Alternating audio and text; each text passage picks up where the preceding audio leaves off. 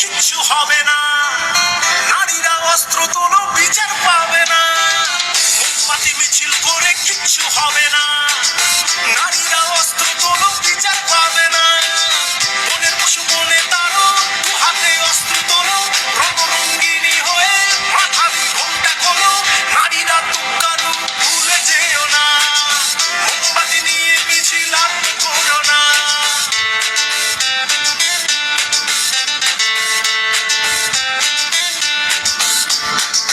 রাবণ ধ্বংস হলো সীতারই কারণ, দুর্যোধন ধ্বংস হলো দ্রৌপদীর কারণ।